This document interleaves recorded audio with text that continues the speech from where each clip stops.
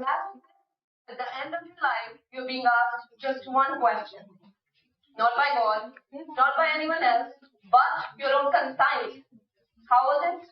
And you suddenly realize that the question was never about heaven after death. It was always about the life you were already living. Because your place give you parents, people who shape you, education to think, nature to breathe in, time to choose, and countless moments to become someone. And plus, the elements of feeling and loving other lives. What else do we call it if not heaven? The tragedy is not that heaven doesn't exist. The tragedy is that we are living in it, but without being present.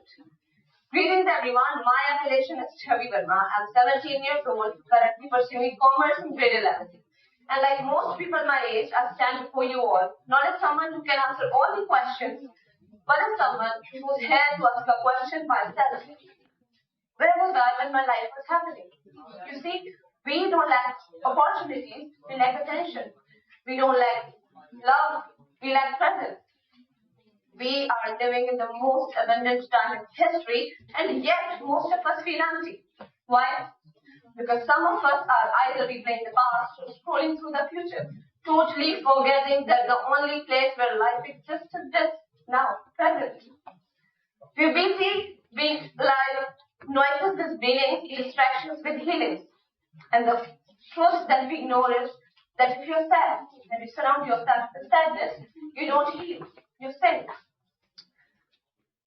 When we allow ourselves to be totally present, we don't dilute our potential, we simply expand it. For a long time, my life ran on autopilot mode.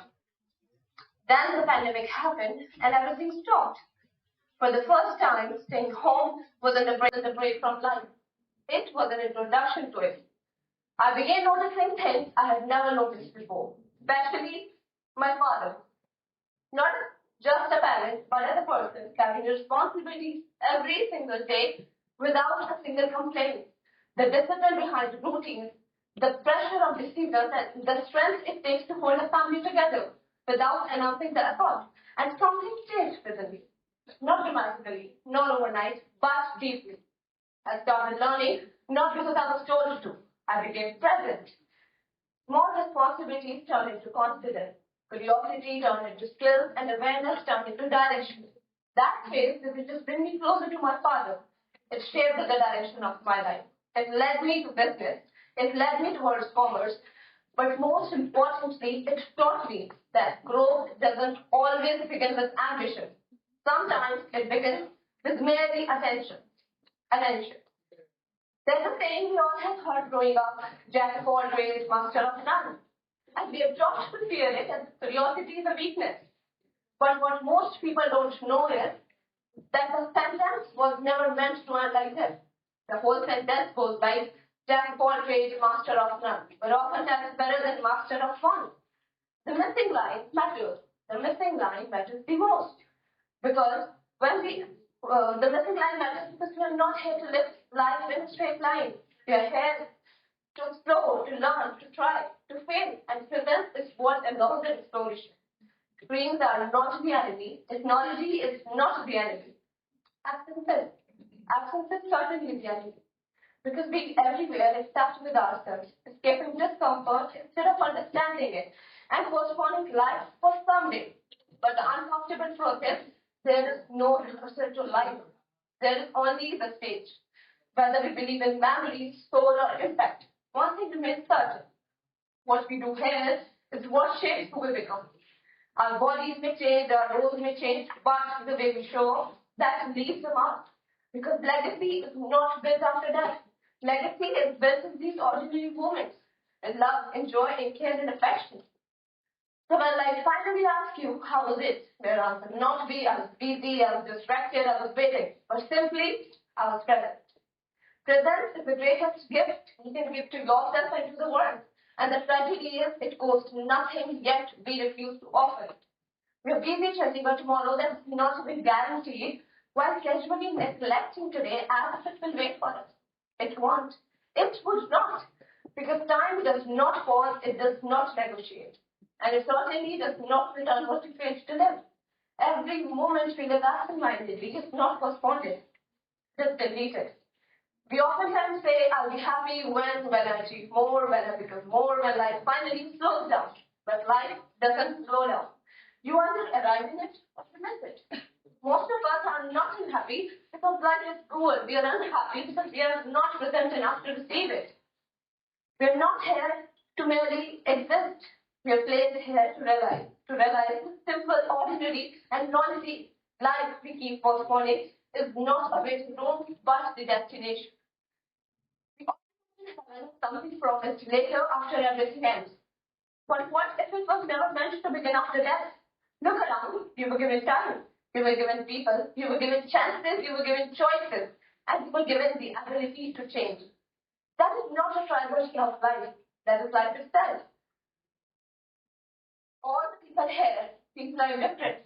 Different backgrounds, different fears, different ways of looking at the same moment. Some fear failure, some fear loss. Some fear being left behind, but there's one fear we rarely talk about because it's too quiet, too constant, and too unconscious. Time leaving. Not in hours, not in days, but in seconds. A second passes and it never, never, never returns. Not now, not later, not in another version of life. You see, the moment I began the sentence, time moved on, and by the time we finished listening to it, another moment was already gone. Time is the most unsettling truth of all. It does not look back to see if you were paying attention. It simply moves forward while we often stay elsewhere, scrolling, overthinking, regretting, and planning life we are not yet living. We're physically present but mentally absent, and when presence is missing, what remains is guilt, unanswered questions, and a dullness to life that slowly makes us numb.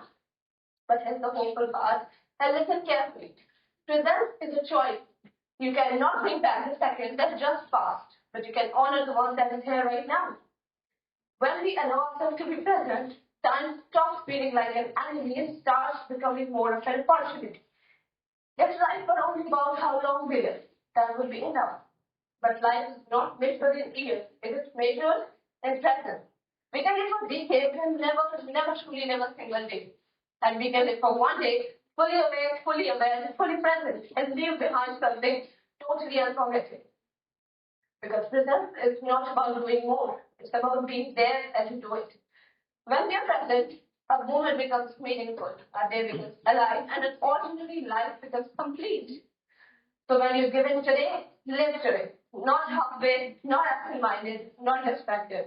Even if you live for a day, live it fully. Because presence is not just in the need of life, presence is life itself. Thank you for being present. In my house and regular in my heart, there is a moment because life never gives you a second chance. We have Holy